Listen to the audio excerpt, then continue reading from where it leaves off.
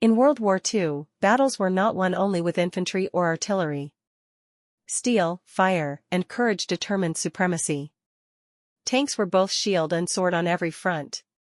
Some models became legends, while others changed the course of strategies.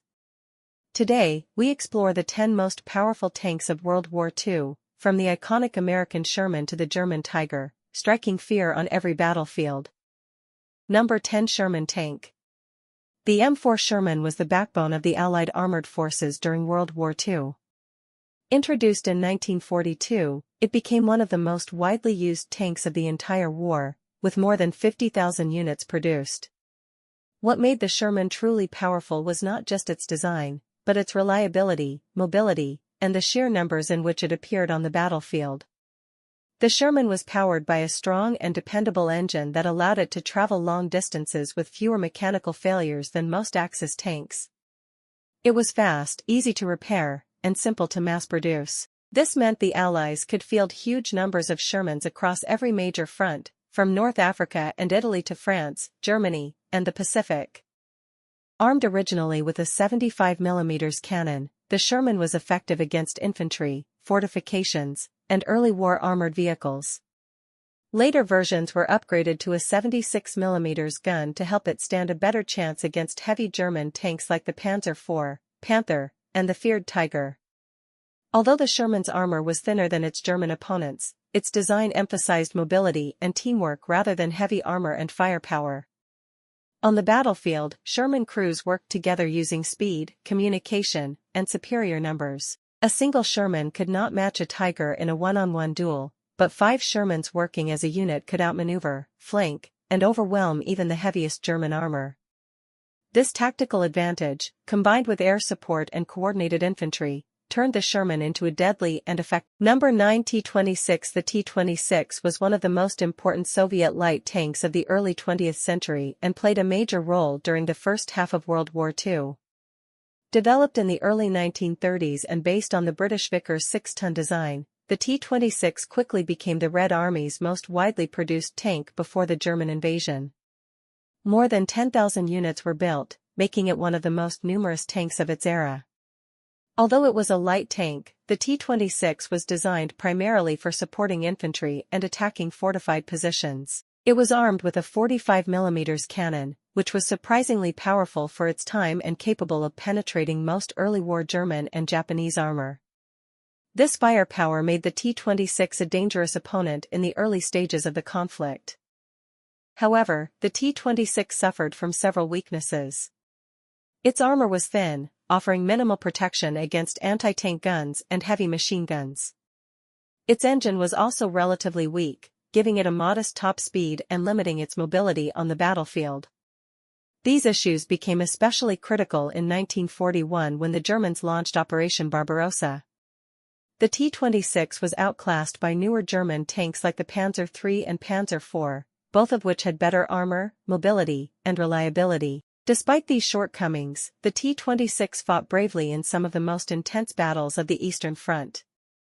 It played a key role in the Winter War against Finland, the battles in Spain during the Civil War, and the early fighting against Nazi Germany. In skilled hands, and when used in large numbers, it could still deliver significant firepower.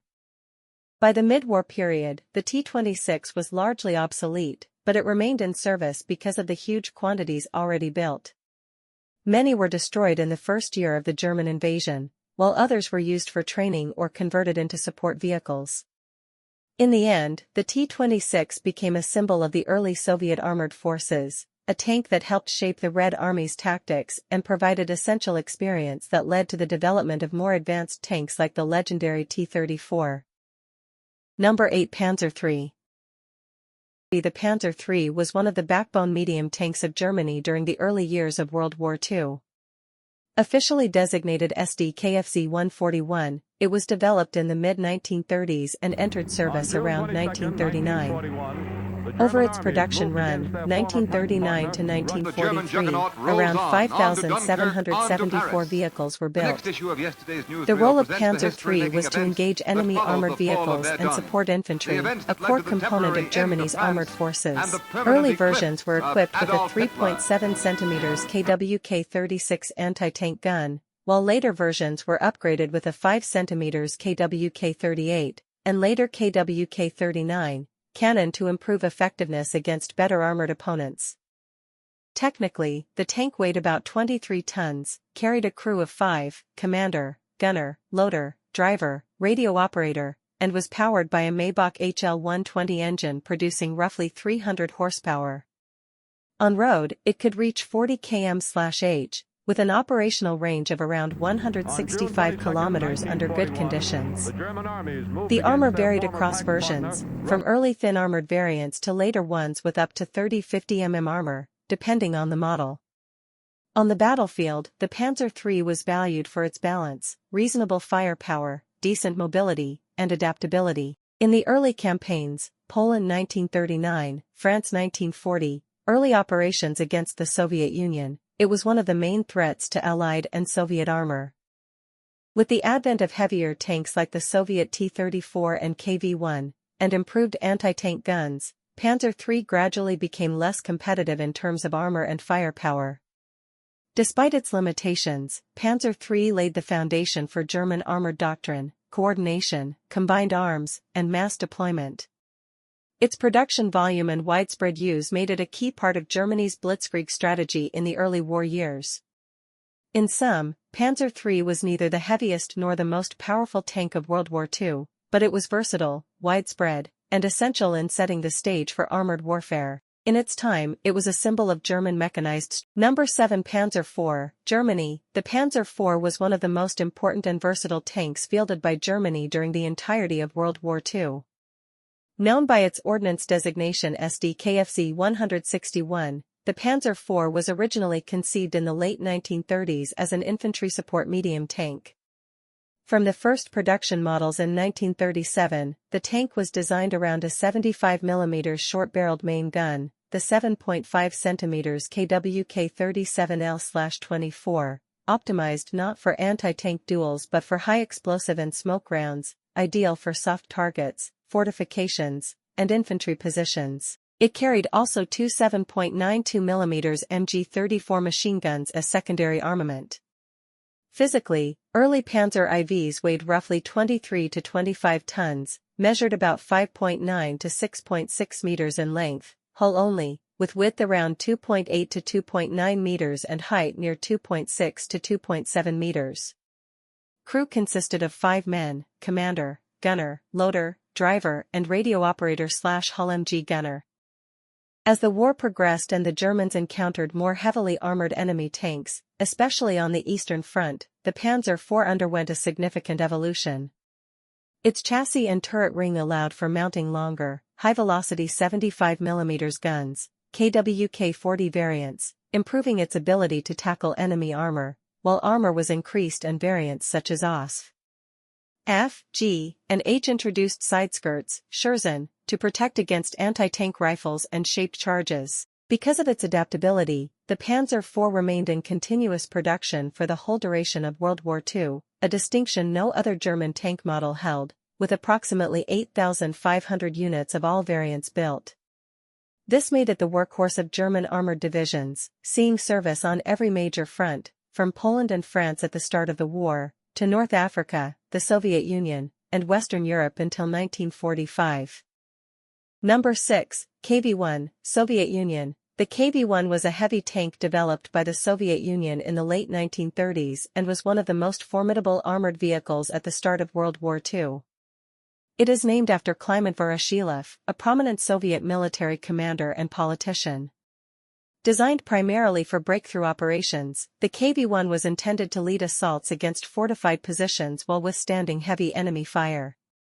Entering service in 1939 to 1940, the KV-1 was heavily armored compared to contemporary German tanks like the Panzer III and Panzer IV. Early models featured 75 mm frontal armor that could deflect most German anti-tank weapons of the time. Its weight ranged from 42 to 47 tons, depending on the model, and it carried a crew of 5 men: commander, gunner, loader, driver, and radio operator/hull machine gunner. The main armament of the KV-1 was a 76.2 mm F-32 gun in early versions, upgraded to the ZIS-5 in later models, providing considerable firepower capable of destroying early German tanks at long range. The tank also had two 7.62 mm DT machine guns for infantry defense. Powered by a V2K diesel engine generating roughly 600 horsepower, the KV-1 could reach speeds of about 35 km per hour on road, with a range around 200 km. KV-1 tanks proved especially effective during the German invasion of the Soviet Union in 1941, Operation Barbarossa. Their heavy armor made them nearly impervious to most German anti-tank weapons at the time, allowing them to dominate battlefield encounters in the early months. However, the tank's heavy weight and relatively slow speed limited mobility and made it vulnerable to mechanical breakdowns. As the war progressed, German forces upgraded their weapons, and the KV-1 was gradually outclassed by newer German tanks like the Panzer IV with long-barrel 75 mm guns and later the Tiger I. Despite this, the KV-1 served as the foundation for several Soviet tank developments, including the KV-2 with a massive 152 mm howitzer and the famous ISF Stalin series, which became the backbone of heavy Soviet armor later in the war. In summary, the KV-1 was a symbol of Soviet armored resilience, heavily armored, powerfully armed, and intimidating on the battlefield. Its presence slowed the German advance in 1941 and set the stage for Soviet tank development throughout the war. Number 5. The M26 Pershing was a heavy tank developed by the United States during the later stages of World War II. Named after General John J. Pershing, it was designed to counter the heavier German tanks encountered in Europe, such as the Panther and Tiger I, which had outmatched the earlier American medium tanks like the M4 Sherman. Development began in 1943, with production ramping up in late 1944. The M26 combined heavy armor, a powerful 90 mm gun, and improved mobility, representing a significant upgrade over the Sherman in both firepower and protection. The tank weighed approximately 41.7 tons, had a crew of 5 men, commander, gunner, loader, driver, and assistant driver/bow gunner, and was powered by a Ford GAF V8 engine producing roughly 500 horsepower. The primary armament of the M26 was the 90 mm M3 gun, capable of penetrating the frontal armor of Panther and Tiger tanks at reasonable combat ranges. Secondary armament included 2.30 caliber M1919 machine guns, one coaxial with the main gun and one in the hull, and a .50 caliber M2 Browning on the turret for anti-aircraft defense. The M26 first saw combat in Europe in early 1945, too late to impact the course of the war significantly but proving highly effective against German armor. Its armor ranged up to 102 mm on the front hull and 114 mm on the turret, giving it the survivability needed to engage the formidable German tanks and self-propelled guns of the time. Post-war, the M26 Pershing became the foundation for future U.S. heavy tank development, influencing designs like the M46 Patton, which improved the powertrain and mobility. In the Korean War, the M26 saw extensive action against North Korean T-34/85 tanks, where its heavier gun and armor provided a significant advantage. In summary, the M26 Pershing was a pivotal step in U.S. armored warfare, bridging the gap between medium and heavy tanks, combining firepower, protection, and mobility, and laying the groundwork for post-World War II tank designs. Its introduction marked the U.S. Army's first real encounter with modern heavy tanks and provided valuable lessons for armored combat in both World War II and the Korean War. Number 4 Panther, Germany. The Panther, officially designated Panzerkampfwagen V, was a medium tank developed by Nazi Germany during World War II. Introduced in 1943, it was designed to counter the Soviet T-34, which had proven highly effective during the early years of the war on the Eastern Front. The Panther combined excellent firepower, armor protection, and mobility, making it one of the most formidable tanks of World War II. The Panther weighed approximately 44.8 tons and was operated by a crew of 5 men, commander, gunner, loader, driver, and radio operator/machine gunner. It was armed with the powerful 7.5 cm KWK-42L/70 gun, capable of penetrating most Allied tanks at long range, and a coaxial 7.92 mm MG-34 machine gun plus a second machine gun mounted in the hull. Armor protection was one of the Panther's key features. Sloped frontal armor reached 80 to 100 mm on the hull and up to 110 mm on the turret front, which dramatically increased the effective thickness against incoming rounds. Its side and rear armor were thinner but still provided substantial protection against medium-caliber weapons.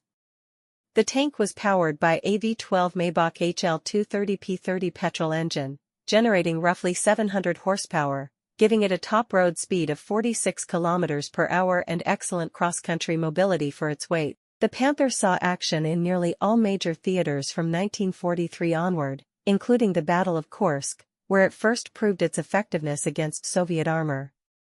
While mechanically complex and initially prone to breakdowns, Panther tanks became increasingly reliable as production improved. Its combination of firepower, protection, and mobility made it superior to many Allied medium tanks of the time, such as the M4 Sherman, although it was more expensive and slower to produce. Beyond its battlefield performance, the Panther influenced post-war tank design, inspiring features such as sloped armor and high-velocity main guns. Despite mechanical issues early in production, it became a symbol of German armored engineering and a formidable opponent until the end of World War II. Number 3. IS-2, Soviet Union. The IS-2, named after Joseph Stalin, was a heavy tank developed by the Soviet Union during the later stages of World War II. Entering service in 1944, it was designed to counter the heavy German tanks such as the Tiger I and Tiger II, combining immense firepower, thick armor, and battlefield durability. The IS-2 became one of the most powerful tanks of the war and played a pivotal role in the Soviet push into Eastern Europe and ultimately into Germany. Weighing around 46 to 48 tons, the IS-2 had a crew of 4 to 5 men, commander, gunner, loader, driver, and radio operator/bow machine gunner. Its main armament was the formidable 122 mm D-25T gun, capable of penetrating the thick armor of German heavy tanks at significant ranges. The tank also had a 7.62 mm DT machine gun for infantry defense and, in some versions, additional coaxial machine guns for further protection. The armor of the IS-2 was exceptionally thick, with front hull armor up to 120 mm and a sloped turret front up to 120 to 140 mm, making it extremely resistant to contemporary German anti-tank weapons. Powered by a V12 diesel engine generating roughly 600 horsepower, it could reach speeds of 37 to 40 km per hour on roads and 25 to 30 km per hour off-road, impressive for a tank of its size and armor.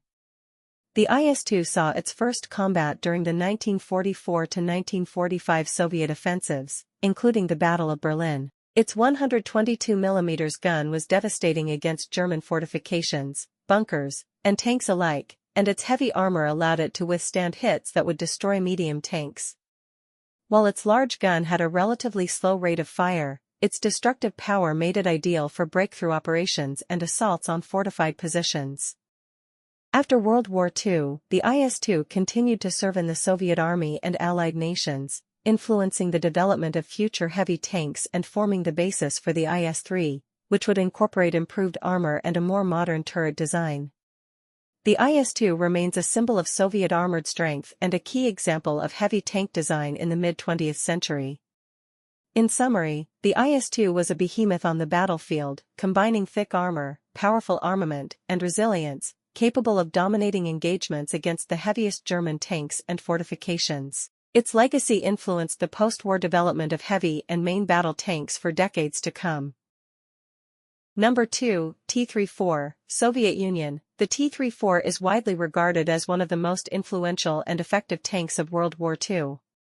Introduced by the Soviet Union in 1940, it was designed to combine firepower, mobility, and armor protection in a balanced and revolutionary way. The T-34 became the backbone of the Red Army's armored forces and played a decisive role in turning the tide on the Eastern Front. The T-34 weighed approximately 26 to 30 tons, depending on the model, and was operated by a crew of 4, commander, gunner, loader, and driver. Its primary armament was the 76.2 mm F-34 gun in the early models, upgraded to 85 mm in later T-34/85 versions, capable of engaging most German tanks effectively at medium ranges. Secondary armament included 1 or 2 7.62 mm DT machine guns for infantry defense. One of the T-34's revolutionary features was its sloped armor, which increased effective thickness and improved protection against enemy fire. Early models had 45 mm frontal armor, while the T-34/85 featured armor up to 75 to 75 mm on the hull front and 75 to 75 mm on the turret. This, combined with its excellent cross-country mobility, allowed the T-34 to outmaneuver many heavier German tanks. Powered by a W W2 diesel engine generating approximately 500 horsepower, the T-34 could reach speeds of 53 km per hour on roads and 35 to 40 km per hour off-road. Its wide tracks and Christie suspension gave it exceptional traction and stability in mud, snow, and rough terrain, which proved crucial on the Eastern Front. The T-34 saw combat from the early stages of Operation Barbarossa in 1941 and continued to serve throughout World War II. Its combination of speed, protection, and firepower made it highly effective against German armor and infantry alike. Beyond its battlefield performance, the T-34's simple design and ease of mass production allowed the Soviet Union to produce tens of thousands of units, ensuring numerical superiority over the Germans in many critical engagements. In summary, the T-34 was a game-changing tank that combined innovative design, firepower, and mobility. It not only provided a significant advantage to the Soviet forces during World War II but also influenced tank design worldwide in the decades that followed. Number 1. The Tiger I was one of the most feared and iconic German heavy tanks of World War II. Developed in 1942 by Henschel and Son, it was designed to counter the Soviet T-34 and KV-1 tanks and to dominate the battlefield with a combination of superior armor and firepower. The Tiger I became a symbol of German armored might and was both respected and dreaded by Allied forces. Weighing around 54 tons, the Tiger I was operated by a 5-man crew, commander, gunner, loader, driver, and radio operator/bow machine gunner. Its main armament was the formidable 8.8 cm KWK-36L56 gun, capable of penetrating the armor of any Allied tank at ranges of over 1,500 meters. In addition, it had two 7.92 mm MG-34 machine guns for infantry defense. The Tiger I's armor was revolutionary for its time, with front hull armor of 100 mm and turret front armor of 100 to 120 mm, making it highly resistant to most anti-tank weapons of 1942 to 1943. Despite its heavy weight, it could reach speeds of 38 to 45 km per hour on roads and 20 to 25 km per hour off-road, powered by a 12-cylinder Maybach engine producing 650 horsepower. Tiger I first saw combat on the Eastern Front and North Africa in 1942 to 1943, where its combination of firepower and armor gave German units a distinct tactical advantage. However, it was complex to produce and maintain, consuming large amounts of fuel and requiring extensive mechanical support. Only around 1,347 units were built during the war, making each Tiger a rare but formidable presence on the battlefield. Its performance and fearsome reputation were cemented in battles such as Kursk, Normandy, and the Eastern Front offensives. Though vulnerable to air attacks, artillery, and tactical flanking, the Tiger I remained a symbol of German armored engineering excellence. Post-war, captured Tigers were studied extensively by the Allies, influencing tank design for decades. In summary, the Tiger I was a formidable heavy tank, combining unmatched firepower, thick armor, and battlefield dominance. Its legendary status is remembered not only for its effectiveness in battle but also for its engineering sophistication and impact on armored warfare.